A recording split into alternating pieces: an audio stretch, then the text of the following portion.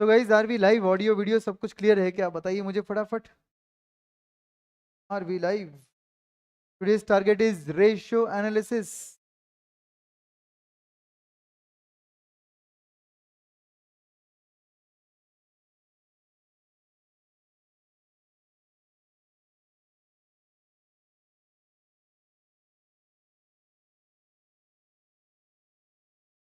Yes sir, all clear. चलो बढ़िया है दोस्तों। रेशियो एनालिसिस एक ऐसा टॉपिक जिसके अंदर बहुत सारे फॉर्मूलेज है और फॉर्मूलेज देखकर बहुत डर लगता है कि ये फॉर्मूलेज इतने सारे याद होंगे क्या। तो एक काम करते हैं, शुरुआती में ऐसा करता हूँ कि कौन से फॉर्मूलेज आपको आते हैं वो हम लोग पहले लिख लेते हैं, ताकि बचे हुए फॉर्मूलेज जो भी रहेंगे देख लेंगे अलग क्या है। ठीक है, तो सबसे पहले मुझे बताइए आपको कौन से फॉर्मूलेज आते हैं। चलो सबसे पहला इजी इजी फॉर्मूलेज बताइए। Current ratio. करंट रेशियो याद है क्या आपको? पहली बात तो रेशियो एनालिसिस की एक गलतफहमी दूर कीजिए दोस्तों। रेशियो एनालिसिस मतलब लगता है सबको इंटू 100 करना है आपको। इंटू 100 नहीं करना है। इंटू 100 सिर्फ 3 कैटेगरी के रेशियोज को करते हैं, मैंने ऑलरेडी बोला है आपको। पहला प्रॉफिट एज अ परसेंटेज, दूसरा expense as a percentage and तीसरा रिटर्न। सिर्फ ये 3 कैटेगरी ऐसी होती है जहां पर आप निकालते हो इंटू 100, या ऐसा स्पेसिफिक फॉर्मूला है जिसको देखकर ही समझ रहा है कि ये परसेंटेज निकाला जा रहा है तो उसको इंटू 100 किया जाता है। अदरवाइज सभी फॉर्मूले सिर्फ न्यूमरेटर बाय डिनोमिनेटर होते हैं। ठीक है, बोलिए करंट रेशियो का फॉर्मूला क्या होगा दोस्तों? Current assets divided by current liabilities. ये रेशियो इंडिकेट करता है कि आपके करंट लायबिलिटीज को पे करने के लिए कितने टाइम्स के करंट एसेट्स आपके पास अवेलेबल है। कोई भी फॉर्मूला जब इंटरप्रेट करते हो दोस्तों, तो कभी भी न्यूमरेटर से डिनोमिनेटर नहीं, डिनोमिनेटर से न्यूमरेटर जाने का, उल्टा सोचने का कि क्या होगा। फॉर एग्जाम्पल ये रेशियो का आंसर आता है सपोज आपका 3 टाइम्स। इसका मतलब ये हुआ for every 1 rupee of current liabilities you have 3 rupees of current assets. Everyone, तो जितना ये रेशियो ज्यादा रहेगा उतना अच्छा है कंपनी के लिए। उतना अच्छा क्यों है सर? क्योंकि उतना लिक्विडिटी पोजीशन ज्यादा है। ये रेशियो किस काम में आता है? आपको शॉर्ट टर्म लिक्विडिटी पोजीशन बताने के काम में आता है। बोलो एक बार, शॉर्ट टर्म लिक्विडिटी पोजीशन जानने के लिए काम में आता है। It indicates the short term liquidity position of the company. कभी कभी लिखा रहता है ना, state the purpose they serve, state the significance, तो उस टाइम पे ये लिखने का करंट रेशियो के लिए। ठीक है, नेक्स्ट रेशियो। नेक्स्ट रेशियो जो आपको पता ही होगा वो है क्विक रेशियो या liquid ratio.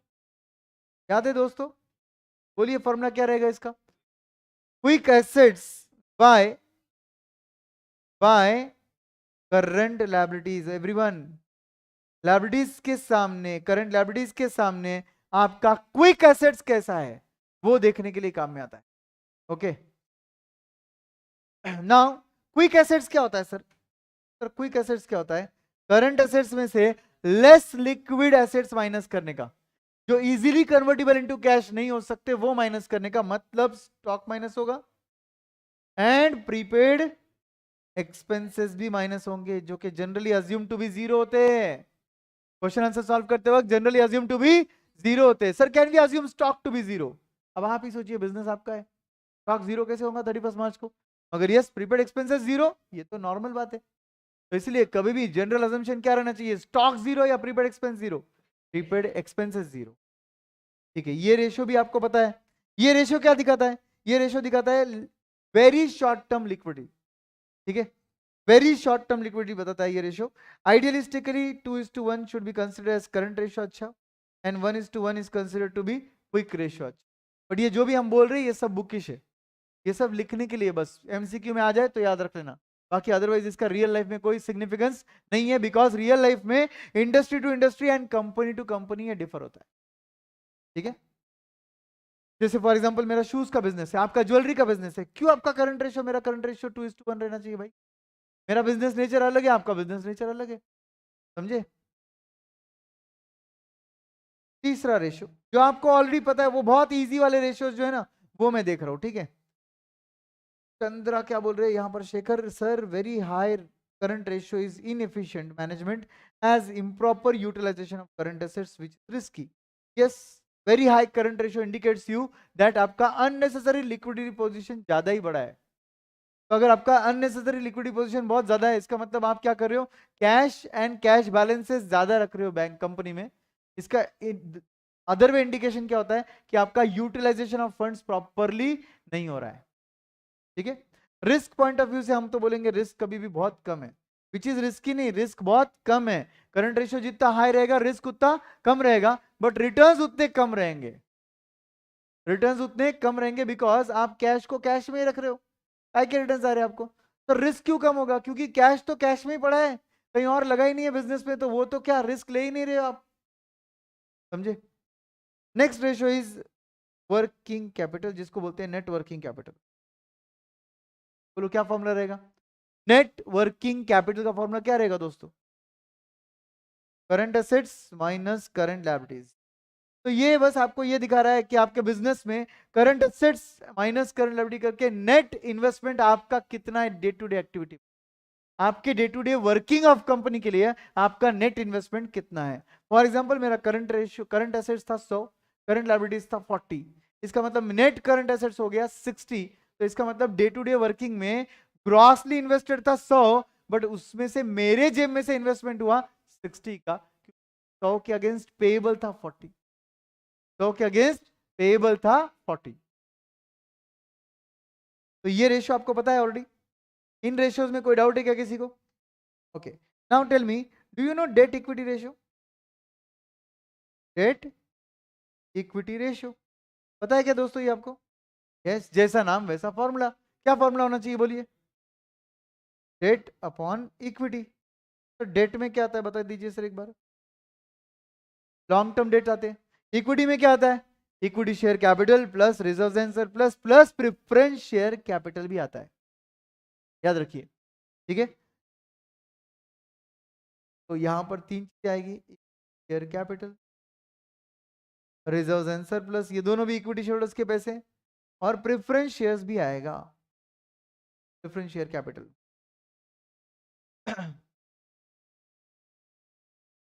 Date by equity ratio आपको दिखाता है आपके इक्विटी के सामने कितने गुना का डेट है, जितना ये रेशियो ज्यादा रहेगा रिस्क उतना ज्यादा रहेगा, कॉमन सेंस है ये।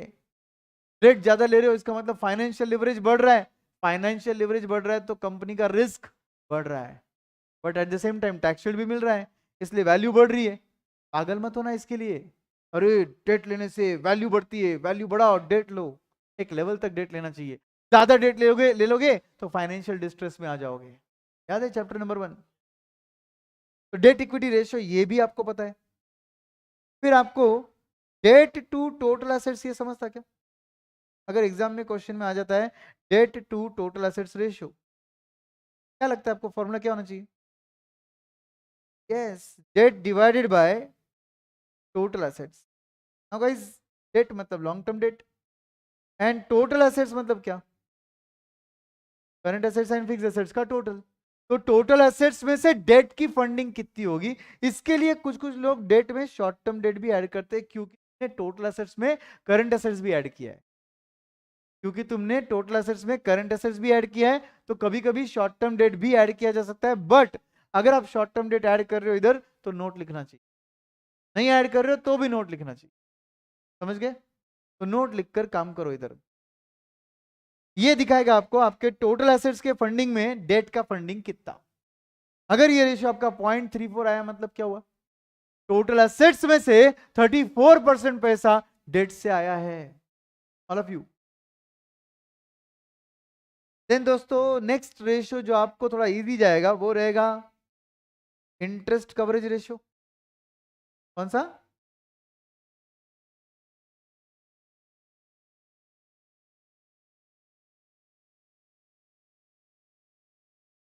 कोई भी कवरेज रेशियो का लॉजिक क्या होता है, जिस चीज को तुम कवरेज रेशियो निकाल रहे हो, जैसे इस केस में इंटरेस्ट को निकाल रहे हो, तो उसको डिनोमिनेटर में डालने का, और उसको पे करने के लिए जो भी अर्निंग अवेलेबल होता है वो न्यूमरेटर में लिखने का, जिसमें से वो पे हो रहा है ना उसको न्यूमरेटर में रखने का। आप बोलिए इसका फॉर्मूला क्या बनना चाहिए, डिनोमिनेटर में क्या लिखूं, इंटरेस्ट, और उसको पे करने के लिए किस में से पे किया जाएगा, यस, फॉर्मूला बन गया EBIT bye interest, all of you. और ऐसी सेम तरीके से can you find preference dividend coverage ratio, बनाइए फॉर्मूला, बोलिए मुझे, preference dividend coverage ratio. Denominator में क्या लिखूं? प्रेफरेंस डिविडेंड लिखूं। तो डिनोमिनेटर में हम लिख लेते हैं प्रेफरेंस डिविडेंड को। और प्रेफरेंस डिविडेंड आप किस में से पे करते हो? पीएटी, प्रॉफिट आफ्टर टैक्स, जिसको ईएटी भी बोल सकते हैं आप, प्रॉफिट आफ्टर टैक्स हो या अर्निंग आफ्टर टैक्स हो। तो फॉर्मूला बन गया पैट अपॉन प्रेफरेंस डिविडेंड। अच्छा, अगर आपको इक्विटी डिविडेंड कवरेज रेशियो निकालना है, बोलो।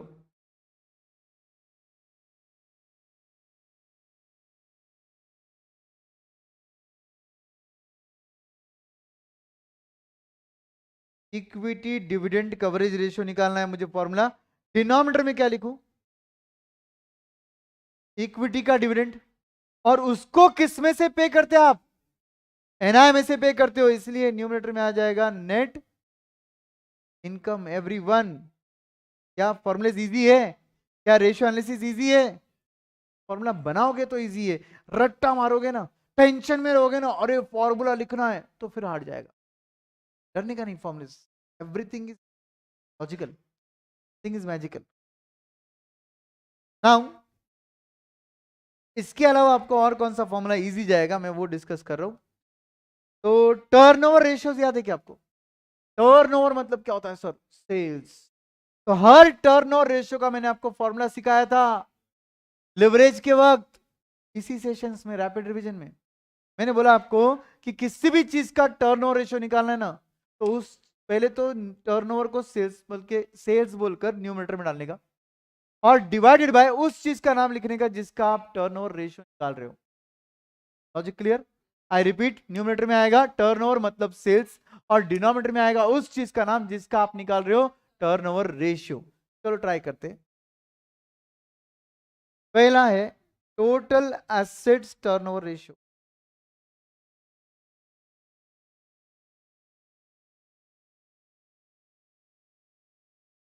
बनाओ formula, sales divided by total assets. Everybody, ये रेशियो क्या दिखाता है? बोलिए, ये रेशियो क्या दिखाएगा? आपके टोटल एसेट्स को यूज करके आपने कितने गुना सेल्स जनरेट किया। इसका मतलब कोई भी टर्नओवर रेशियो जितना ज्यादा रहेगा उतना आपके लिए अच्छा रहेगा, उतना आपके लिए अच्छा रहेगा। क्यों सर, अच्छा क्यों रहेगा? उतने टाइम्स का सेल हो रहा है ना।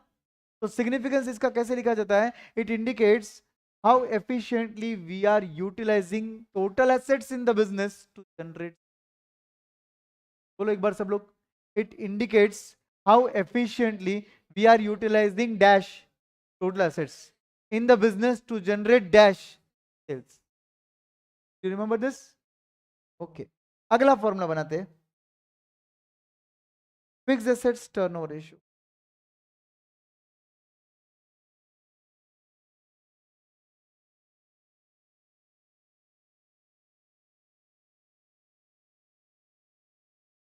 फिक्स्ड एसेट्स टर्नओवर रेशियो, बोलो फॉर्मूला क्या बनेगा?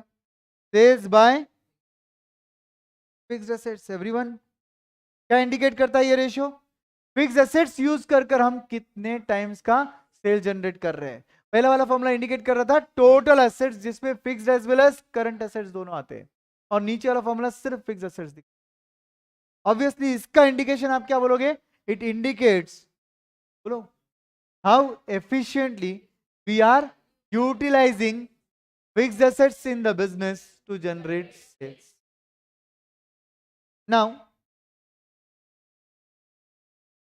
नेक्स्ट रेशियो आप मेरे साथ बनाओगे,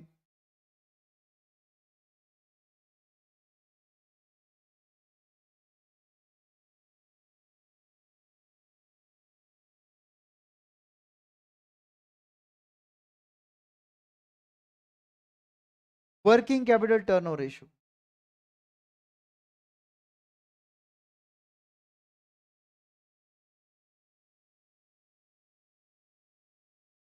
वर्किंग कैपिटल टर्नओवर रेशियो, बोलो, sales divided by working capital मतलब क्या? Current assets minus current liabilities. और ये क्या इंडिकेट करेगा? आपके वर्किंग कैपिटल को यूज करके आप कितना टाइम्स का सेल जनरेट कर रहे हो। 1। समझ में आ रहा है अच्छे से? वर्किंग कैपिटल टर्नओवर रेशियो मतलब ही डिनोमिनेटर में क्या आएगा? CA minus CL. Next will be current assets turnover ratio.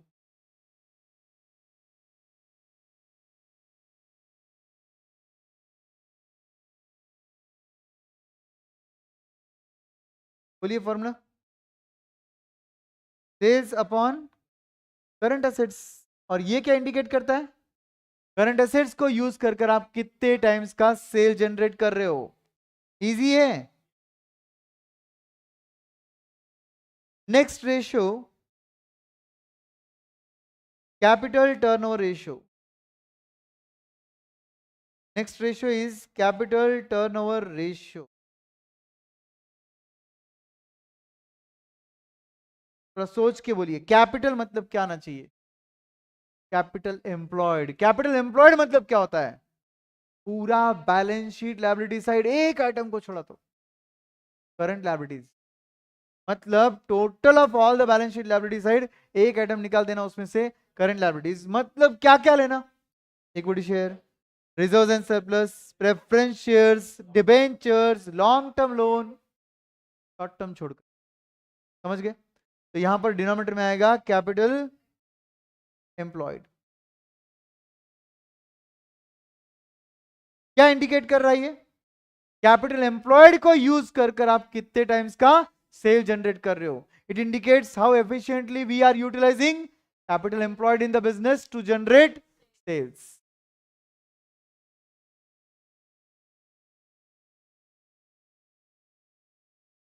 Debtors turnover ratio.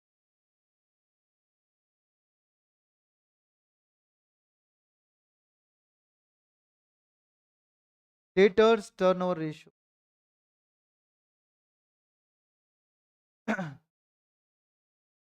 Sales बोलना सही नहीं रहेगा दोस्तों, because you are connected with debtors. Why are you taking sales? Sales में include cash sales. Therefore you should take credit sales divided by, बोलो, debtors लेने चाहिए। But debtors में से कुछ पार्ट कन्वर्ट हो सकता है बिल्स रिसीवेबल में। बिल्स रिसीवेबल और डेटर को मिलाए तो क्या बोलते? बिल्स रिसीवेबल और डेटर को मिलाए तो अकाउंट्स रिसीवेबल। इसलिए डिनोमिनेटर में आएगा average accounts receivable. Average accounts receivable divided by, मतलब sales divide by average account receivable. ये क्या दिखा रहा है आपको? आपके एवरेज अकाउंट रिसीवेबल के सामने आप कितने टाइम का सेल्स जनरेट कर रहे हो। जितने ज्यादा टाइम का सेल्स जनरेट करोगे उतना अच्छा रहेगा। Debtors turnover ratio. अगर डेटर्स टर्नओवर रेशियो तुम्हारा 4 टाइम्स है एग्जांपल, तो इसका मतलब अकाउंट रिसीवेबल के सामने 4 टाइम्स का सेल है। इसका मतलब ऐसा साल में 4 बार हो रहा है कि आप सेल कर रहे हो पैसा आ रहा है, सेल कर रहे हो पैसा आ रहा है, सेल कर रहे हो पैसा आ रहा है। कैन यू टेल मी आपका कलेक्शन पीरियड कितने टाइम का है? 3 मंथ। कितने टाइम का है? 3 मंथ्स। जब आप बोलते हो debtors turnover ratio is 4 times, इसका मतलब collection is 3 months. Debtors turnover ratio is 6 times, collection is 2 months. Data's turnover ratio is 12 times 1 month. I hope you are clear. Same like this, creditors turnover ratio बनाओ।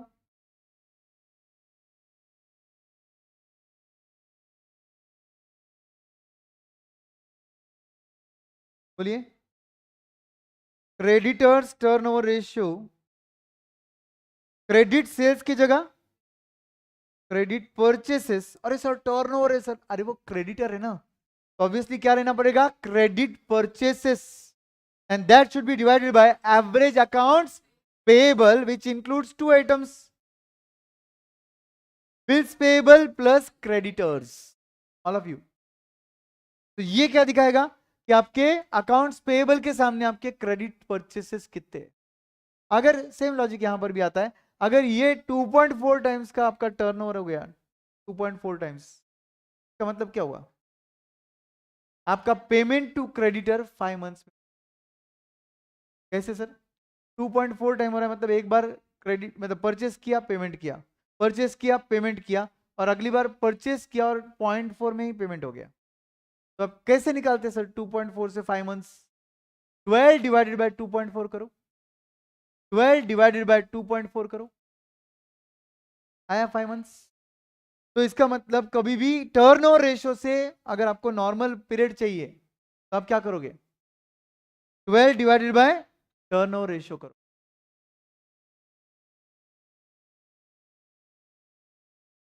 12 divided by turnover ratio करोगे, automatically period मिल जाएगा। Sir क्या ये logic debtors के लिए भी applicable है? Everywhere. कोई भी टर्नओवर रेशियो को अगर आपको पीरियड में कन्वर्ट करना है तो 12 डिवाइड बाय टर्नओवर कर दो, पीरियड में आ जाएगा। और याद रखो रेशियो एनालिसिस के क्वेश्चन सॉल्व करते वक्त डेटर और क्रेडिटर का टर्नओवर रेशियो अपने को पीरियड में चाहिए, मंथ्स में चाहिए, डेज में चाहिए। क्योंकि आप क्या करते हो, सेल्स क्रेडिट सेल्स को डिवाइड बाय 12 इंटू मंथ्स कर कर डेटर निकालते हो, याद है आप? एक्चुअली वो डेटर नहीं निकलता, वो अकाउंट रिसीवेबल निकलता है। और क्वेश्चन में अगर बिल्स रिसीवेबल दिया रहेगा तो उस अकाउंट रिसीवेबल में से माइनस बिल्स रिसीवेबल करके डेटर्स आता है। क्वेश्चन सॉल्व करते हो केयरफुल रहने। अगर बिल्स रिसीवेबल दिया रहेगा तो उसको डेटर नहीं बुलाते हुए क्या बुलाओगे? Account receivable. और अगर आप क्रेडिटर के लिए कर रहे हो तो सेम लॉजिक अप्लाइज, यहां पर भी अकाउंट्स पेएबल आएगा, जिसमें से आप बिल्स पेएबल माइनस करोगे तो क्रेडिटर मिलेगा आपको। बाकी टर्नओवर रेशियोस आपको टाइम्स में चाहिए, सिर्फ डेटर और क्रेडिटर आपको मंथ्स में चाहिए। टाइम्स को मंथ्स में कन्वर्ट करने के लिए 12 डिवाइड बाय टाइम्स करोगे तो मंथ्स आ जाएगा। एक्सीडेंट पॉइंट बता रहा हूं मैं आपको ये सब। That's it. अब नेक्स्ट टर्नओवर रेशियो के अंदर ही इन्वेंट्री टर्नओवर रेशियो। कौन सा वाला? फिनिश गुड्स वाला।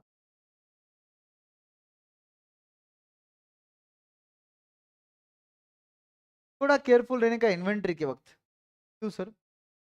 इन्वेंट्री मतलब AS2 गाइस, अकाउंटिंग स्टैंडर्ड 2 बोलता है inventory should be valued at cost और market price whichever is less.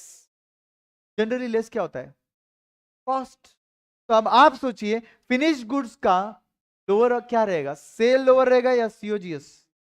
COGS lower रहेगा। तो instead of sales we will say COGS, and instead of inventory we will take average inventory because पूरे साल inventory same नहीं रहती, fluctuate होती थी। तो हम क्या कर रहे हैं? Opening plus closing divided by 2, average लेना है।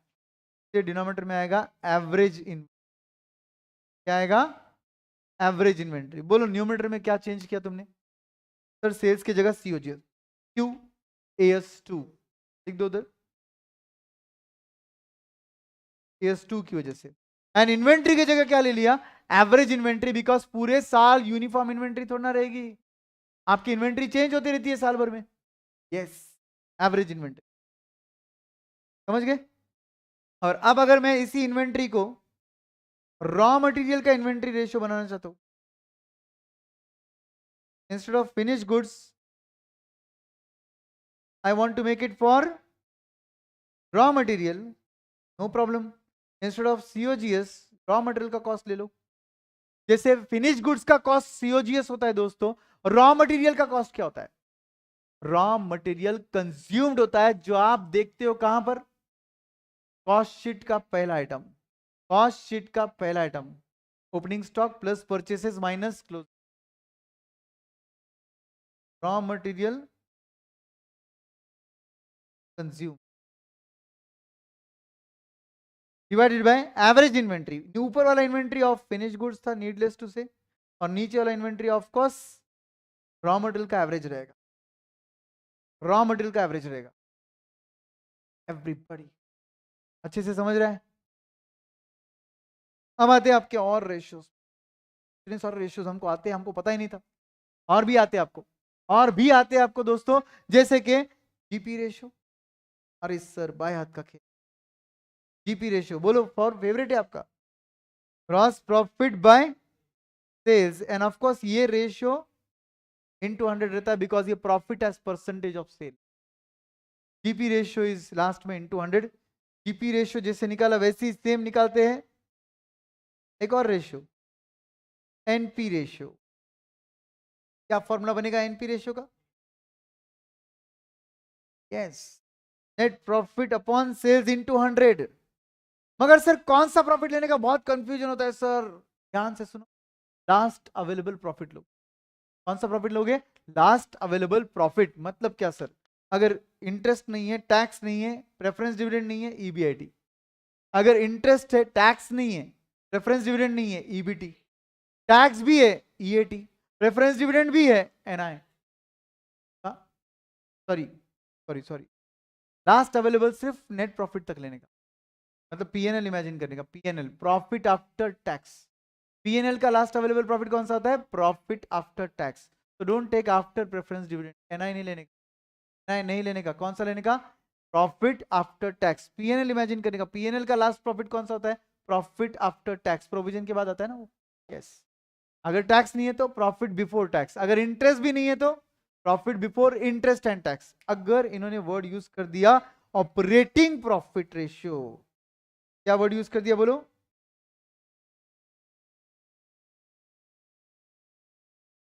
अब कॉमन सेंस लगाओ। ऑपरेटिंग प्रॉफिट मतलब क्या होना चाहिए दोस्तों? Yes, operating profit itself means EBIT, and इसलिए EBIT upon sales into 100 ratio.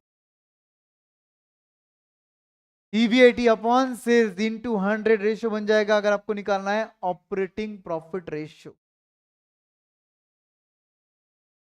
Then next ratio जो आपको पता है, COGS ratio.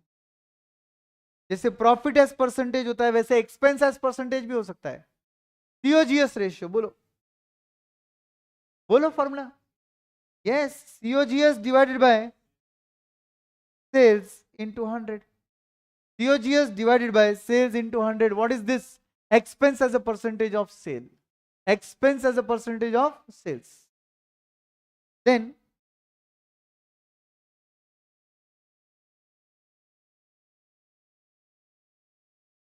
operating expense ratio.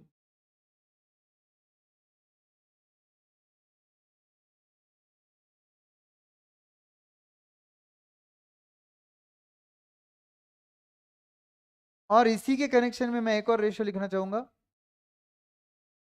Operating ratio. Operating ratio, ध्यान से सुनो। ऑपरेटिंग एक्सपेंस बोला ना, जितना बड़ा नाम उसमें आइटम कम आएंगे, मतलब सिर्फ इनडायरेक्ट लेने, मतलब सिर्फ इनडायरेक्ट एक्सपेंस लेने का। बोलो ऑपरेटिंग के इनडायरेक्ट एक्सपेंसेस में क्या आता है? क्या एडमिनिस्ट्रेशन एक्सपेंसेस ऑपरेटिंग रिलेटेड होते हैं? Yes. Plus selling and distribution भी होते हैं। यस, दोनों को ऐड करो और डिवाइड बाय सेल्स इनटू 100 कर दो। Admin expenses plus selling and distribution expenses divided by sales into 100।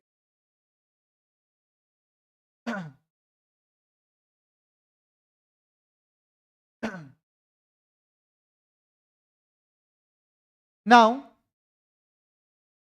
जितना छोटा नाम उसमें आइटम ज्यादा आएंगे, मतलब इसमें डायरेक्ट भी आएगा प्लस इनडायरेक्ट भी आएगा।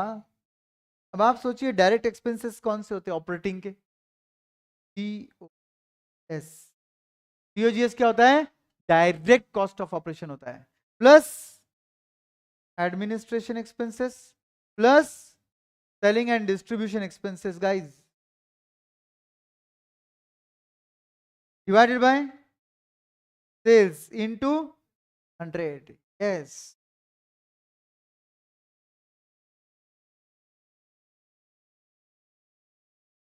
Are you very clear? तो ये ऑपरेटिंग रेशियो हो गया। नाम जितना छोटा आइटम उतने ज्यादा, नाम जितना बड़ा आइटम उतने कम। जो ऑपरेटिंग एक्सपेंस रेशियो नाम होता है लेटर है, ऑपरेटिंग रेशियो है उसमें 2 लेटर है, जिसमें लेटर्स कम है उसमें आइटम्स ज्यादा है। डायरेक्ट कॉस्ट ऑफ ऑपरेशन भी आएगा, इनडायरेक्ट भी आएगा। जिसमें लेटर्स ज्यादा थे ऑपरेटिंग एक्सपेंस रेशियो, उसमें आइटम्स आएंगे कम। सिर्फ इनडायरेक्ट एक्सपेंसेस आएंगे, मतलब administration expense and selling and distribution, दोनों भी एज परसेंटेज ऑफ सेल ही निकलेगा। ऑब्वियसली नीडलेस टू से जीपी रेशियो एनपी रेशियो जितने ज्यादा रहेंगे उतने अच्छे, ऑपरेटिंग एक्सपेंसेस जितना ज्यादा रहेगा उतना अच्छा है। But COGS ratio, operating expense ratio या ऑपरेटिंग रेशियो जितना कम रहेगा उतना अच्छा है। यस और नो? कैन वी से 16 नंबर और 18 नंबर का टोटल 100 होना चाहिए? GP ratio and COGS ratio, because COGS plus gross profit is sales. Everyone, gross profit कैसे आता है? सेल्स माइनस COGS करके आता है। या COGS कैसे आता है? सेल्स माइनस GP करके आता है। इसका मतलब ही COGS plus GP is sales. तो दोनों भी एज परसेंटेज ऑफ सेल ही निकल रहे, तो दोनों का टोटल कितना आना चाहिए? 100 आना चाहिए। समझे कि नहीं?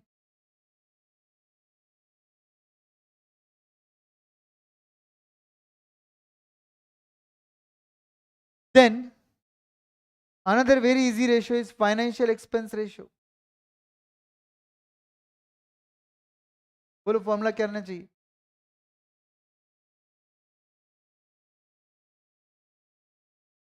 बोलिए फॉर्मूला क्या रहना चाहिए? Financial expenses upon sales into 100। अब क्वेश्चन ये आता है, सर फाइनेंशियल एक्सपेंसेस में क्या होता है? सर बैंक के चार्जेस इंक्लूडिंग इंटरेस्ट, सब चीजें, फाइनेंस रिलेटेड जो भी खर्चा आया सब कुछ फाइनेंशियल एक्सपेंस। ऑपरेटिंग के खर्चे नहीं होते फाइनेंशियल वाले। फाइनेंशियल एक्सपेंसेस में इंटरेस्ट आता है, फाइनेंशियल एक्सपेंसेस में बैंक चार्जेस आते हैं। ओके, यही तो लिख दो उधर, interest and bank charges.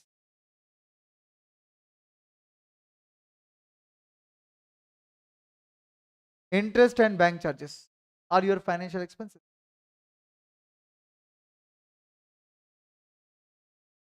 Already जो रेशियोज पता है वही निकाल रहा हूं दोस्तों मैं आपको। एक एक एक एक करके लिस्ट बढ़ती जा रही है। 21 तक पहुंच गए आप। 25 है कुछ?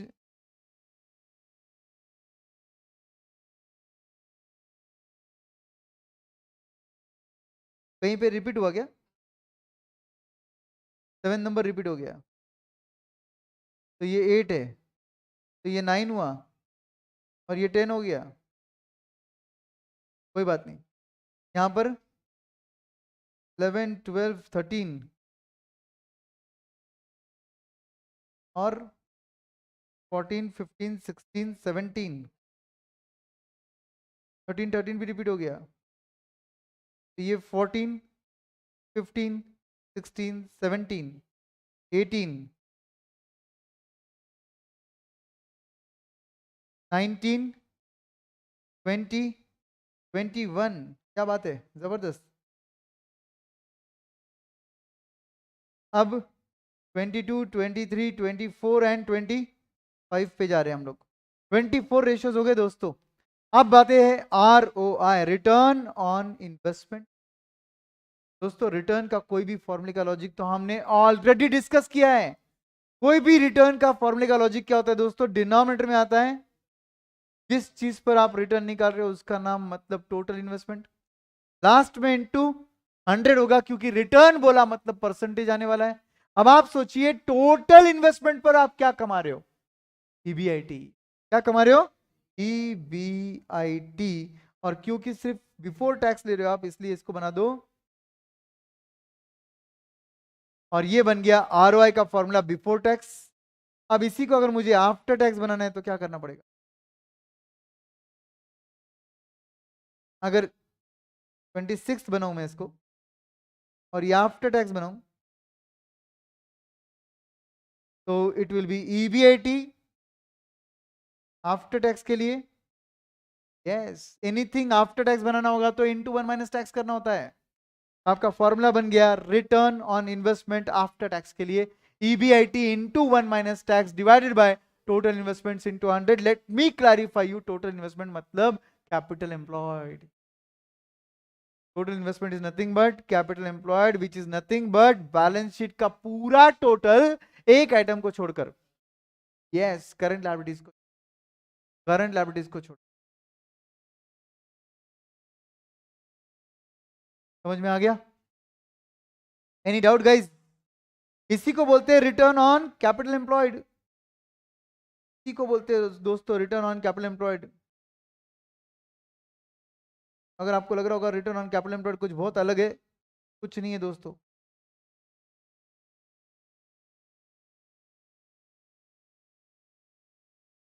रिटर्न ऑन कैपिटल एम्प्लॉयड के लिए डिनोमिनेटर में लिख देंगे आप लोग बस capital employed which is nothing but investment guys, और ये भी before tax after tax.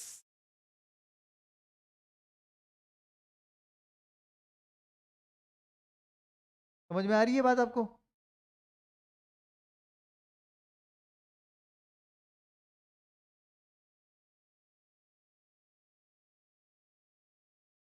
Return on capital employed after tax,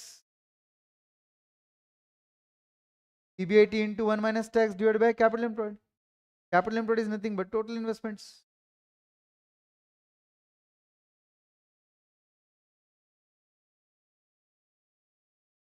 ट्वेंटी-9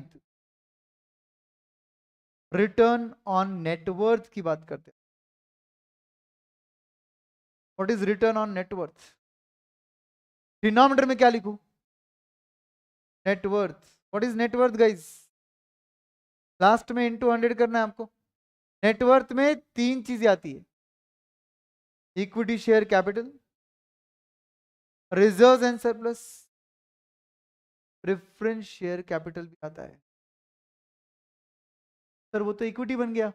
yes, but return के फॉर्मूले के लिए रिटर्न ऑन इक्विटी अलग से लिखते हैं, और इस केस में अब डिनोमिनेटर में इक्विटी आएगा और लास्ट में इंटू 100 होगा। इक्विटी में अब 3 आइटम नहीं आएंगे। रिटर्न ऑन इक्विटी के लिए इक्विटी में सिर्फ 2 आइटम आते हैं। कौन से 2 आइटम आते हैं? इक्विटी शेयर कैपिटल आएगा, यस, रिजर्व्स एंड सरप्लस आएगा। इक्विटी वालों का पैसा आएगा सिर्फ। तो आप सोच के बताइए कि नेटवर्थ में कितने पार्टीज है, कितने लोग हैं नेटवर्थ का पैसा देने वाले? 2 लोग हैं। कौन 2 लोग हैं? प्रेफरेंस शेयर वाले, इक्विटी वाले। उनको टोटल रिटर्न किसमें से बढ़ रहा है? एनआई में से। तो इक्विटी वालों को बिलोंग करता है पूरा एनआई। ईएटी, बिकॉज ईएटी में से जाता है प्रेफरेंस डिविडेंड प्रेफरेंस वालों को, और बचा हुआ पैसा जाएगा इक्विटी वालों को। इसका मतलब नेटवर्थ जब मैं बोलूंगा तो मैं लिखूंगा पैट या ईएटी, और जब मैं इक्विटी बोलता हूं जिसमें प्रेफरेंस शेयर नहीं आते, अब न्यूमरेटर में क्या आना चाहिए? यस, आना चाहिए। Everybody, are you able to understand? Sir equity में एग्जैक्टली आता क्या है फिर? सर इक्विटी में हर जगह आएगा 3 आइटम। बोलो 3 आइटम कौन से? Equity share, preference share, reserve and surplus. सिर्फ एक फॉर्मूला ROE का है जिसमें इक्विटी में 2 आइटम आते हैं, प्रेफरेंस नहीं आता है। क्यों नहीं आता है सर? ऐसा क्यों करते? बिकॉज यहां पर 2 फॉर्मुलेज है ना, रिटर्न ऑन नेटवर्थ अलग है, रिटर्न ऑन इक्विटी अलग है। नेटवर्थ में ऑलरेडी 3 आइटम ले रहे हो तो इक्विटी में 2 ही आइटम लेने पड़ेंगे आपको। वहां पे 2 पार्टीज इन्वॉल्व है, यहां पर एक ही पार्टी इन्वॉल्व है। क्लियर? Any doubt? 30 नंबर तक पहुंच गए हम लोग। एवरीवन रिटर्न्स के फॉर्मूले समझ गए सबको? अब हमारे चिल्टू वाले फॉर्मूलेज, एकदम छोटे छोटे फॉर्मूलेज, प्यारे प्यारे फॉर्मूलेज। सबसे पहले ईपीएस बोलो। NI divided by number of equity, NI divided by number of equity shares. What is NI? Net income. यहां पर नंबर ऑफ इक्विटी शेयर लेकर पर शेयर अर्निंग निकालते हैं, बट याद रखिए अर्निंग पर शेयर में प्रेफरेंस शेयर नीचे नहीं आते, इक्विटी वाले लोग आते हैं। सर ऐसा क्यों? Because NI belongs to equity वाले लोग, और एनआई निकाल रहे हो इसका मतलब ऑलरेडी पीडी दे दिया है प्रेफरेंस वालों को, फिर उनके शेयर्स क्यों लेने के अपने को? कॉमन सेंस सुप्रीम होता है, समझे? ईपीएस। इसके बाद छोटू सा प्यारा सा फॉर्मूला आपका पी रेशियो वाला। बोलो क्या फॉर्मूला है? MPS by EPS. ये रेशियो आपको बताता है ईपीएस के सामने कितने टाइम्स का एमपीएस है। ये रेशियो जितना ज्यादा रहेगा उतना मार्केट में सेलिंग प्रोबेबिलिटी ज्यादा है। ये रेशियो आपको हेल्प करता है बाय करूं या सेल कर दूं शेयर को। कभी कभी बाय की जगह वर्ड यूज होता है होल्ड। कोई शेयर को होल्ड करना चाहिए या सेल कर देना चाहिए, उसके लिए ये रेशियो यूज होता है जिसको बोलते हैं PE ratio, price earning ratio. जैसा नाम वैसा फॉर्मूला। इसी के नीचे मैं आपका एक जाना माना फॉर्मूला लिख देता हूं, जनरली रेशियो में आता नहीं है बट फिर भी फॉर्मूला इसलिए लिख रहा हूं पीवी रेशियो। भाई नाम सिर्फ सिमिलर लगता है बट फॉर्मूला पूरा अलग है। पीवी रेशियो में क्या होता है? Contribution upon sales into 100। ये रेशियो दिखाता है कि सेल्स का कितना परसेंट कंट्रीब्यूशन है। जनरली कॉस्टिंग में यूज होता है ये फॉर्मूला, आपको पता है। जानबूझ के सिर्फ लिख रहा हूं पीवी रेशियो के साथ ई रेशियो मैचिंग है, इसलिए बता रहा हूं आपको बस। देन दोस्तों आपका एक और चिल्टू सा छोटू सा फॉर्मूला, वो है डीपीएस। फॉर्मूला क्या बनना चाहिए? टोटल डिविडेंड किसको? To equity share holders divided by number of equity shares. Share holders नहीं, शेयर्स। Correct guys? ईपीएस आ गया, डीपीएस आ गया। ईपीएस और डीपीएस को रिलेट करके एक और फॉर्मूला बनता है जिसको बोलते हैं डिविडेंड पे आउट रेशियो। क्या बोलते हैं बोलो? Dividend pay out ratio.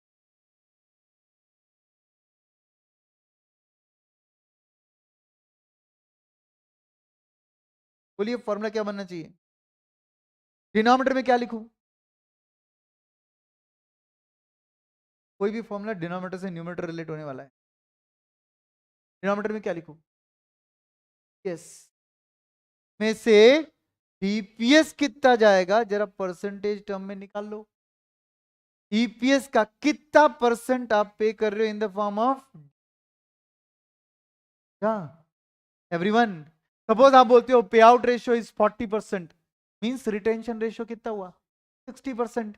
अगर ईपीएस का 40% पे आउट हो रहा है मतलब रिटेंशन रेशियो हो रहा है 60%। तो यहां पर next formula will be retention ratio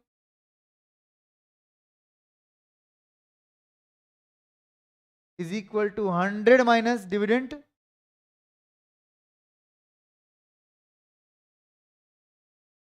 पे out ratio, 100 minus dividend pay out ratio. And retention ratio को सिंबॉलिकली डिविडेंड डिसीजन चैप्टर में बी बोलते हैं, याद है? और क्योंकि रिटेंशन रेशियो लिखा ही है और बी भी लिख दिया है, तो एक और फॉर्मूला डिविडेंड डिसीजन में काम में आने वाला वो है ग्रोथ रेट। ग्रोथ रेट का फॉर्मूला क्या बनेगा दोस्तों? बोलो। B into R. What is B? Retention ratio. What is R? IRR. लिखो उधर, R is equal to IRR, मतलब internal rate of return which you are earning on your retained earnings. याद आ रहा है क्या सब कुछ?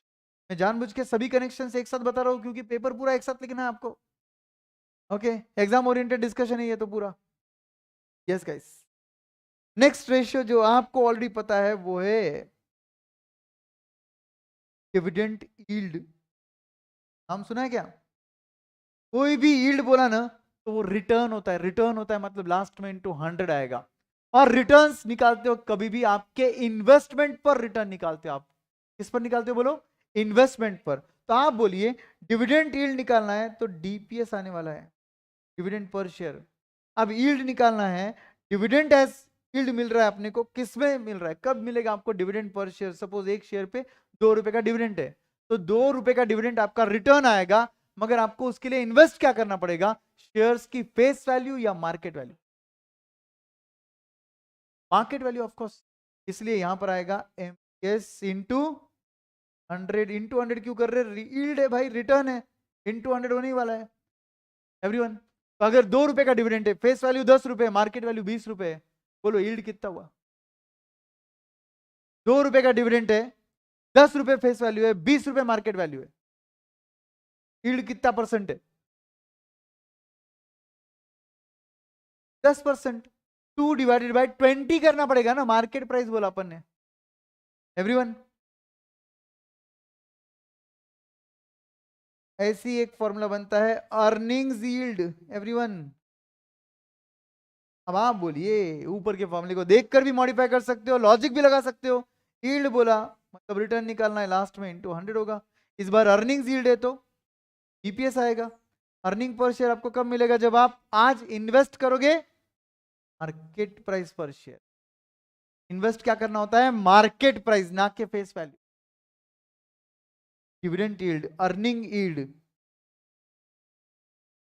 40th फॉर्मूला विल बी, तो पहुंच गए हम लोग, और 40th formula will B dividend rate. ये फॉर्मूला भी आपका डिविडेंड डिसीजन में यूज होता है। डिविडेंड रेट बोला ना कभी भी तो याद रखने का, company declared a dividend of 20% to 100% ऐसा बोला जाता है, वो होता है। बोलो क्या करना पड़ेगा इस केस में, डिविडेंड रेट है ये। वापस से न्यूमरेटर में आएगा डिविडेंड पर शेयर, बट इस बार रेट किस पर डिक्लेयर होता है, फेस वैल्यू पर होता है, ये फेस वैल्यू, एंड क्योंकि वो रेट है तो ऑफकोर्स इंटू 100 होगा। तो company declared a dividend of 200%, मतलब 10 रुपए के फेस वैल्यू का 200%, ठीक है नहीं, कितना होता है 20 रुपए। 10 रुपए की फेस वैल्यू थी, 200% आपको लगेगा बाप रे कितना मिला, 10 रुपए पर मिला रे, मार्केट वैल्यू उसका 1500 होता है, 2000 होता है, 20 रुपए डिविडेंड देते हैं वो लोग, बोलते हैं डिक्लेयर्ड डिविडेंड ऑफ 200%, समझे, डिविडेंड रेट होता है वो। देन 41 आपको जो ऑलरेडी पता है, क्या पता चल सकता है नाम से, वो है market value to book value ratio, market value to book value ratio. बोलो market value per share divide by market value per share को क्या बोल सकते हैं अपन, by book value per share.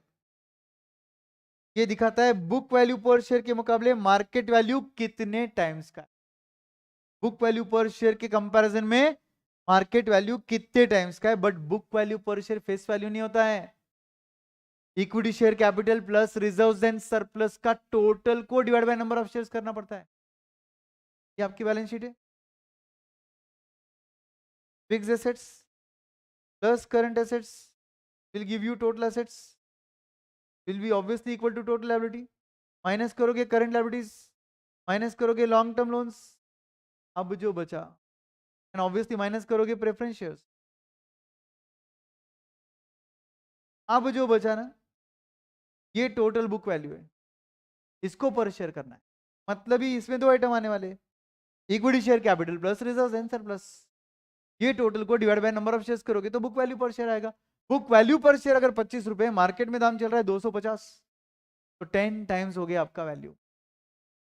जितना ये रेशियो ज्यादा रहेगा उतना अपना प्रेस्टीज मार्केट में अच्छा है, उतना गुडविल अच्छा है, क्योंकि उतने टाइम्स मार्केट पैसा देने को तैयार है आपके शेयर्स के लिए। 42 को मैं बोलूंगा अप्रोप्रिएशन रेशियोज।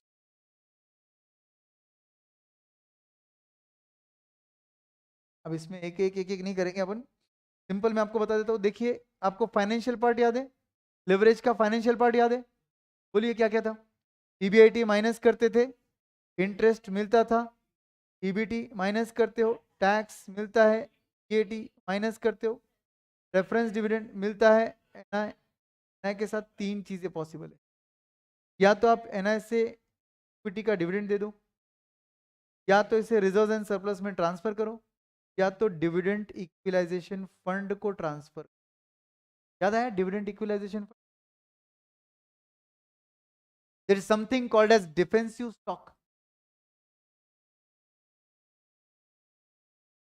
दोस्तों कभी कभी कंपनी क्या करता है, in the years of high profit high dividend नहीं देता है। मुझे हाई प्रॉफिट हुआ, मेरा ईपीएस 25 रुपए था, मैंने आपको डिविडेंड दिया 3 रुपए, ट्रांसफर किया रिजर्व एंड सरप्लस में, बचा हुआ ट्रांसफर किया एक फंड में जिसका नाम था डिविडेंड इक्विलाइजेशन फंड।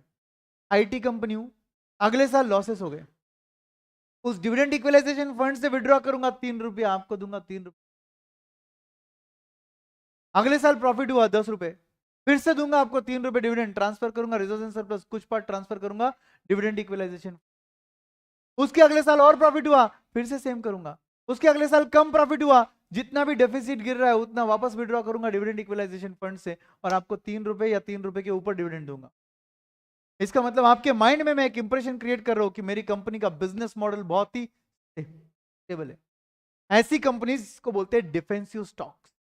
ऐसी companies consistent amount of dividend देती है और इन्वेस्टर्स की नजरों में अपना इमेज स्टेबल कर देती है, जिससे इन्वेस्टर्स जिसकी कंपनी के शेयर्स बेचते नहीं है, और इनकी शेयर वैल्यू कंटिन्यूअसली बढ़ती है मगर घटती नहीं है, समझे? तो ये पर्पस होता है डिविडेंड इक्वलाइजेशन फंड का। अब आप बोलिए अप्रोप्रिएशन रेशियो में मुझे क्या करना है, मुझे हर item as percentage of EBIT देखना है कि कितना परसेंट। तो पहला फॉर्मूला क्या बनना चाहिए, interest upon EBIT into 100। All of you कुछ समझा इससे? क्या समझा आपको? ईबीआईटी का कितना परसेंट अपन इंटरेस्ट के तौर पे बांट रहे हैं। Then next formula should be taxes divided by EBIT into 100। इससे समझा ईबीआईटी का कितना परसेंट पैसा टैक्स में गया। इसी का तीसरा formula reference dividend divided by EBIT into 100। ये बता रहा है आपको ईबीआईटी का कितना परसेंट पैसा रेफरेंस डिविडेंड में गया। Fourth item equity dividend divided by EBIT into 100। ये बता रहा है आपको ईबीआईटी का कितना परसेंट पैसा इक्विटी डिविडेंड में गया। Fifth item transfer to reserves and surplus divided by EBIT 200। ये बताएगा कि ईबीआईटी में से कितना पैसा तुमने करंट ईयर में ट्रांसफर किया है रिजर्व्स एंड सरप्लस को। इसलिए मैंने वहां पर रिजर्व्स एंड सरप्लस नहीं लिखा, क्या लिखा? Transfer to reserves and surplus, क्योंकि रिजर्व्स एंड सरप्लस में तो अब तक का total reserve. Lastly transfer to dividend equalisation fund divided by EBIT into 100। ये फिर से बता रहा है आपको ईबीआईटी में से कितना परसेंट पैसा डिविडेंड इक्विलाइजेशन फंड को चला। कैन यू टेल मी 1 से 6 का टोटल कितना होगा? ईबीआईटी मतलब 100% ना। अगर 10% पैसा इंटरेस्ट में चला गया, 12% पैसा टैक्स में गया, प्रेफरेंस डिविडेंड में 30% पैसा गया, ऐसा कर करके टोटल करोगे तो 100% ही आएगा ना, क्योंकि ईबीआईटी से में से जो जो जा सकता था सब ले लिया अपन ने। तो इन सब का टोटल कितना होना चाहिए? 100%। आप बताइए दोस्तों, 42 फॉर्मुलेज आपको ऑलरेडी आते हैं, डरते क्यों? फॉर्मुले याद नहीं होते। एंड बिलीव मी, बचे हुए फॉर्मुले रेयरली एग्जाम में आते, बचे हुए फॉर्मुले रेयरली एग्जाम में आते। आ भी गया, नहीं चाहिए एक फॉर्मुले का आंसर, बचा हुआ आंसर तो आ रहा है ना, ये डरने का नहीं। अब बचा हुआ फॉर्मुले में कैटर करता हूं आपके साथ, जानबूझ के इसको नंबरिंग 1 से देंगे ताकि हमको समझेगा कि हमको कितने फॉर्मुलेज नहीं आते हैं या हट करे थोड़ा। चलिए स्टार्टिंग से देखते। पहला फॉर्मूला एब्सोल्यूट लिक्विडिटी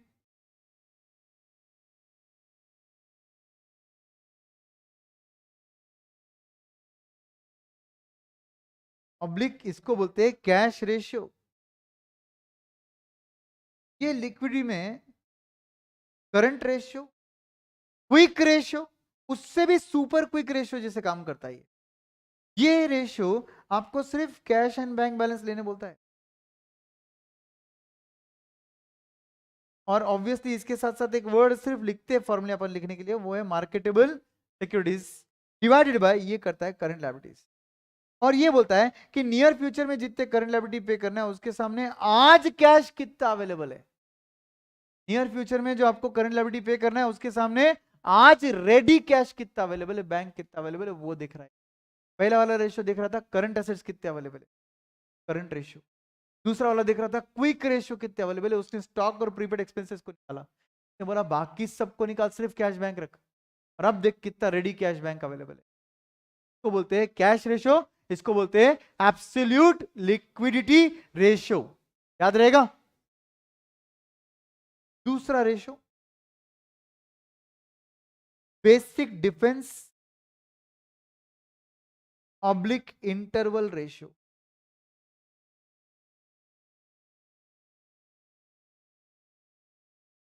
ये रेशियो आपको बताता है, चलो 2 मिनट के लिए सोचते हैं कि आपकी जेब में कितना पैसा है, हाँ 500, आपका डेली खर्चा कितना है 100, जेब में 500 है, उसका डेली खर्चा 100 है, कितने दिन गुजरेंगे उसके? 5 दिन। एवरीवन सेम, ये लोग भी करते हैं। बेसिक डिफेंस रेशियो वही है, कंपनी के जेब में 500 की जगह 50,000 है, कंपनी का डेली खर्चा 10,000 है, तो कंपनी के कितने दिन गुजर सकते हैं? 10 दिन, सॉरी 5 दिन। समझे कि नहीं? तो बोलिए कंपनी का 50,000 क्या था? Cash and bank balance, everyone, with marketable security, क्योंकि वो एज गुड एज कैश होता है। ओके, डिवाइडेड बाय ये जो 10,000 था, ये क्या डेली एक्सपेंस था, तो इसको अपन बोलेंगे operating expenses per day. All of you, operating expenses per day. वो कैसे निकलेगा? Total operating expenses, total operating expenses divided bye will give you per day. Everyone clear है क्या? एक कमेंट आया, सर बस छुट्टी दे दो सर, छुट्टी कर दो सर। लक्ष्य नाम है, लक्ष्य भाई, लक्ष्य को स्टिक करो, तुम्हारा लक्ष्य तुम्हारे बहुत नजदीक है।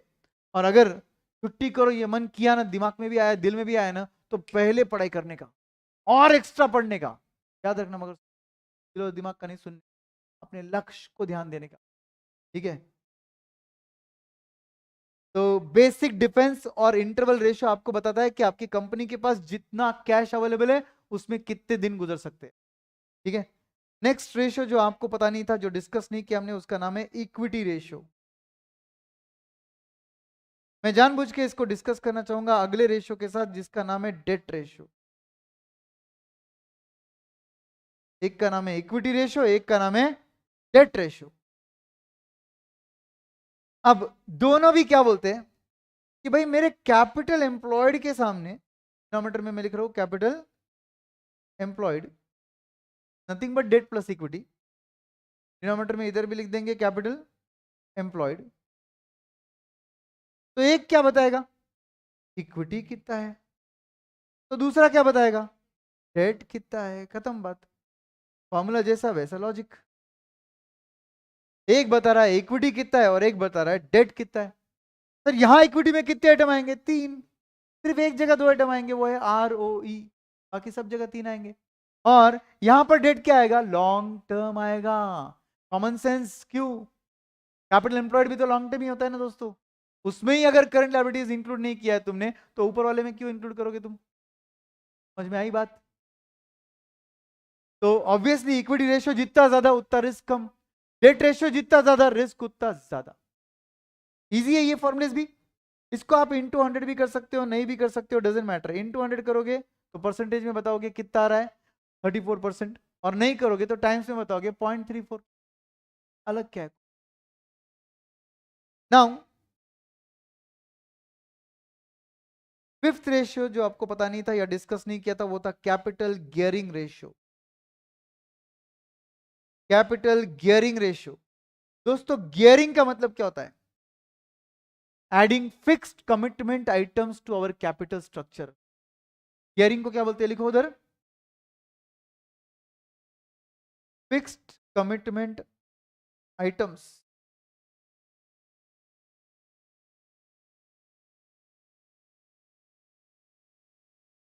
कैपिटल स्ट्रक्चर, उसको बोलते हैं गियरिंग। दोस्तों कैपिटल स्ट्रक्चर में ऐसे कौन से आइटम होते हैं जिसके साथ फिक्स कमिटमेंट आता है? Interest and preference dividend pay करने के लिए कौन से आइटम्स होते हैं? Debentures, term loan and preference. तीनों गियरिंग आइटम को न्यूमरेटर में लिखने का, और उसके सामने अपना पैसा कितना है डिनोमिनेटर में लिखने का। तो डिनोमिनेटर में अपना पैसा लिखेंगे, बोलो अपना पैसा विदाउट कमिटमेंट वाला, ओनर का पैसा, equity share capital plus reserve and surplus, और इसके सामने कमिटमेंट वाला पैसा, debentures plus term loans plus preference share capital. Guys तो नॉन कमिटमेंट वाले पैसों के सामने कमिटमेंट वाले पैसे कितने हैं? जितना ये रेशियो ज्यादा रहेगा रिस्क उतना ज्यादा रहेगा। कैपिटल गियरिंग रेशियो, समझा क्या? गियरिंग शब्द समझा क्या? नेक्स्ट रेशियो है प्रोप्राइटरी रेशियो, जिसको ये लोग कभी कभी क्वेश्चन में अजीब वगरीब फॉर्मूले देते हैं, बट जो भी क्वेश्चन में दिया वो लेना पड़ता है। क्वेश्चन माई बाप है, बट अगर क्वेश्चन में कुछ नहीं दिया तो जो फॉर्मूला हम अभी डिस्कस कर रहे हैं वो ओरिजिनल फॉर्मूला है उसका। प्रोप्राइटरी रेशियो आपको बताता है कि पूरे एसेट्स में से प्रोप्राइटर ने कितना पैसा डाला है। तो डिनोमिनेटर में आना चाहिए टोटल एसेट्स, और इन टोटल एसेट्स के सामने प्रोप्राइटर मतलब कौन, प्रोप्राइटर्स फंड्स मतलब कौन।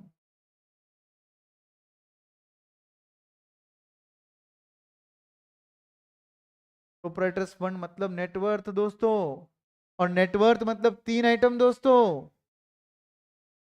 Equity share capital, reserves and surplus, preference share capital. Sir वो थोड़ा ना प्रोप्राइटर होते हैं, क्यों नहीं भाई, उन्होंने शेयर कैपिटल दिया है आपको, वो भी तो प्रोप्राइटर हुए ना। उनका पैसा आप कहां दिखाते हो, शेयर कैपिटल के अंडर दिखाते हो। इमेजिन करो बैलेंस शीट, फिर प्रोप्राइटर बने वो। तो ये बता रहे हैं आपको टोटल एसेट्स के सामने प्रोप्राइटर का पैसा कितना टाइम्स का है। अंडरस्टूड। सेवेंथ रेशियो जो हमने डिस्कस नहीं किया आपके साथ, डेट सर्विस कवरेज रेशियो बोलते हैं। Debt service coverage ratio, debt को सर्व करना मतलब क्या, डेट का रीपेमेंट करना प्रिंसिपल अमाउंट का, और डेट पर पे करना इंटरेस्ट। तो डिनोमिनेटर में दोनों आइटम लिख देंगे, इंटरेस्ट प्लस प्रिंसिपल रीपेमेंट, और इसको पे करने के लिए जो अर्निंग अवेलेबल रहेगा वो न्यूमरेटर में आ जाए, earning available for debt service. Earning available for debt service numerator में आ जाएगा, मतलब ये पैसा पे करने के लिए मेरे पास कितने गुना पैसा है। फॉर एग्जांपल बैंक का ईएमआई में प्रिंसिपल और इंटरेस्ट दोनों होता है, वो 25,000 है, मेरे अकाउंट में 1 लाख पड़ा है, तो उस 1 लाख के सामने मुझे देना कितना है, 25। तो 25 के सामने 1 लाख कितने टाइम्स हो गया, 4। तो मेरा डेट सर्विस कवरेज रेशियो हो गया। जितना date service coverage ratio high रहेगा, बैंक उतना कंफर्टेबली लोन दे देता है आपको, क्योंकि बैंक का ईएमआई सिर्फ 25,000 है, तुमको देना है सिर्फ 25,000, और अवेलेबल कितना है तुम्हारे पास, 1 लाख, 2 लाख। इतना ज्यादा अवेलेबल रहेगा तो बैंक बोलेगा बिंदास लोन दो ना यार। तो बैंक लोन देते वक्त कभी भी देखता है date service coverage ratio.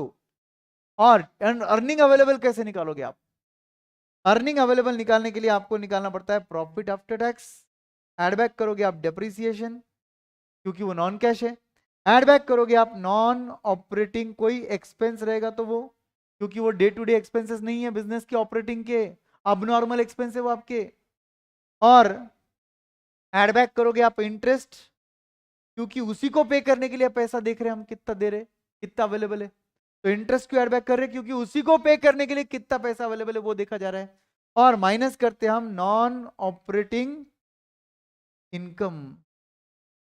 Non operating income minus क्यों कर रहे सर, क्योंकि वो हमारा रेगुलर बेसिस पर इनकम नहीं आने वाला है, बिजनेस का इनकम नहीं है, dividend income, income from investment, ये थोड़ा ना हमारे रेगुलर बिजनेस इनकम है।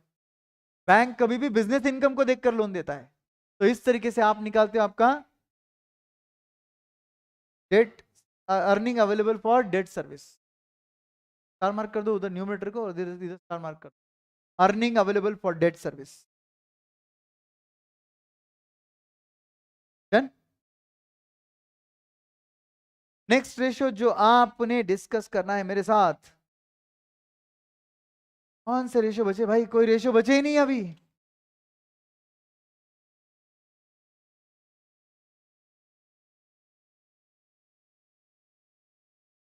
क्यू रेशियो, पता नहीं ये रेशियो ही क्यों है, इसका मीनिंग ही कुछ बनता नहीं है। टॉबिन बोलकर एक इकोनॉमिस्ट है जिन्होंने ये रेशियो दिया है, तो बोलते हैं क्यू रेशियो। क्यू रेशियो का फॉर्मूला है market value of equity and liabilities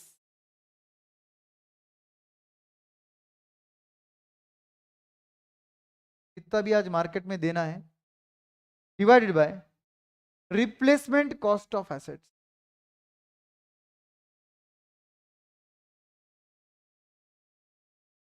अगर ये रेशियो एग्जाम में आ भी जाता है तो ये दोनों नंबर्स डायरेक्टली गिवन रहेंगे, आपको बस बराबर न्यूमरेटर डिनोमिनेटर रखे आंसर निकालना है, फोकट के 1 मार्क मिलेंगे।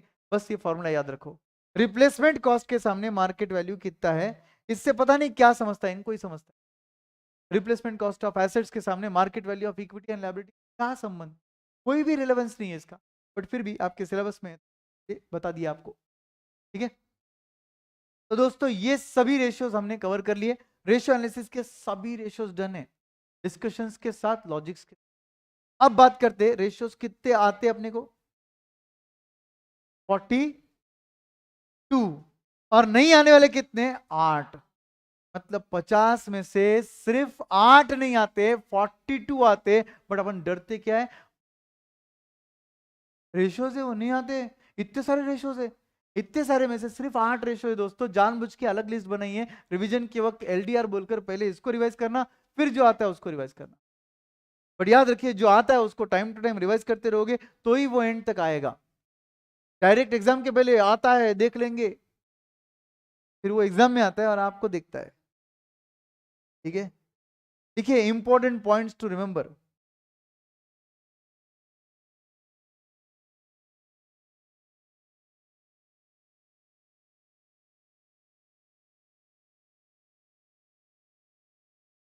पहला, अगर शेयर कैपिटल बोला तो क्या आता है, शेयर कैपिटल बोला तो क्या आता है, इक्विटी शेयर कैपिटल, यस, कुछ भी, सिर्फ इक्विटी शेयर कैपिटल के साथ आएगा।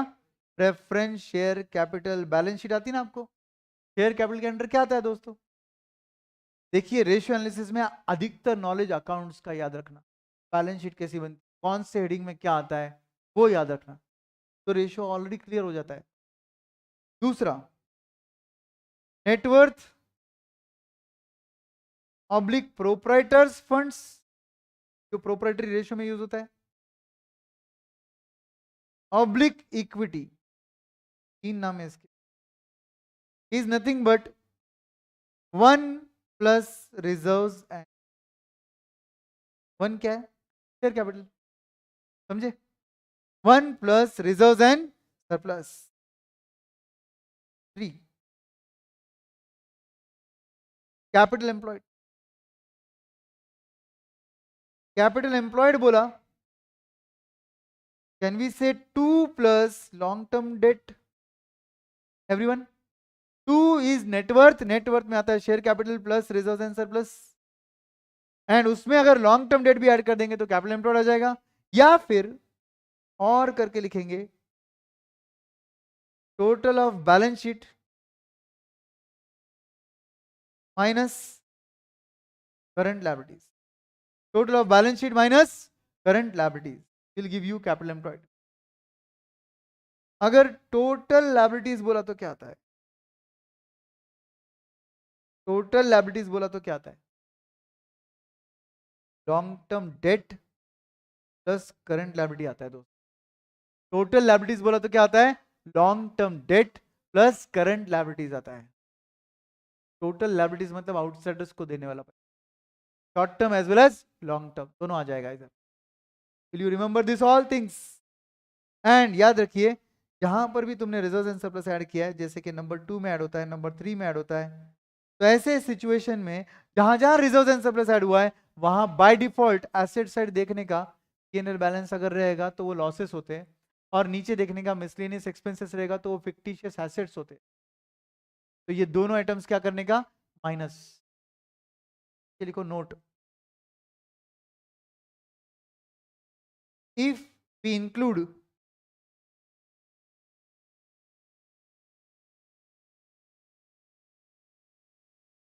reserves and surplus, comma, we need to deduct क्या चीज, losses and fictitious assets,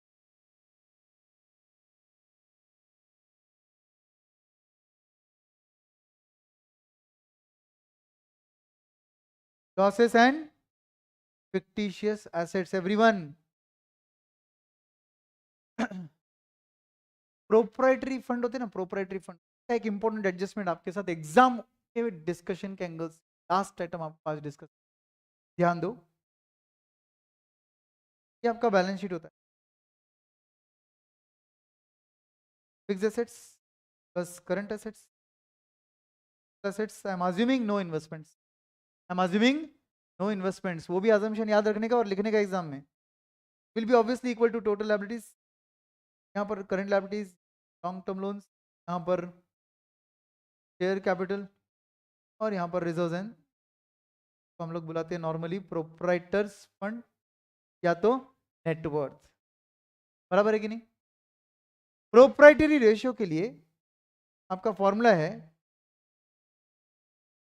proprietary ratio के लिए आपका फॉर्मूला है proprietors fund divided by total.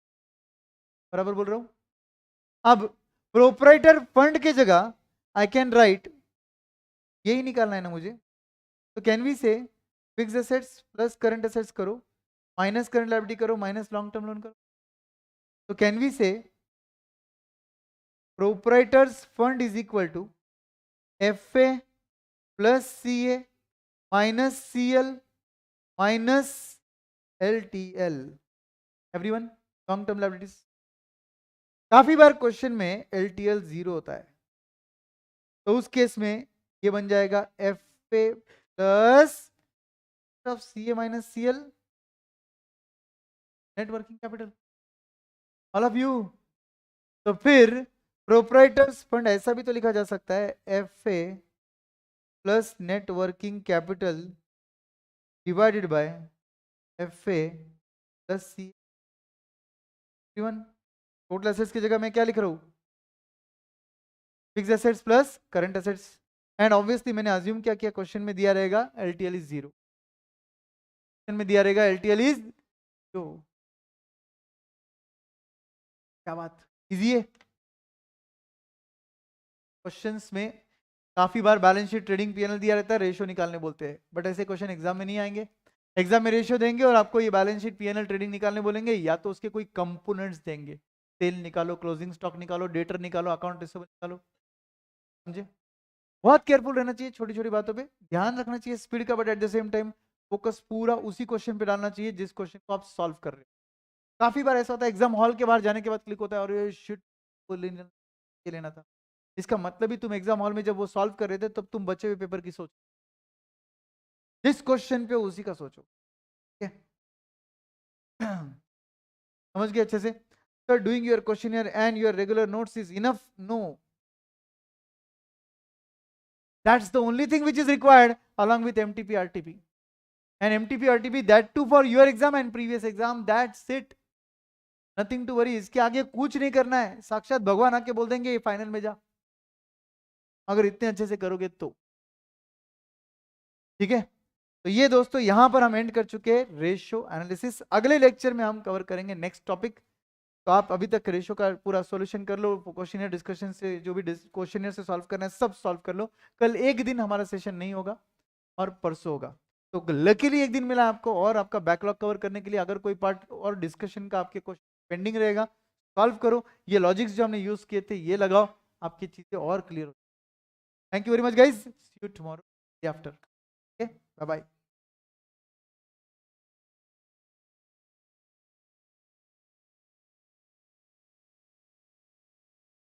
Yes.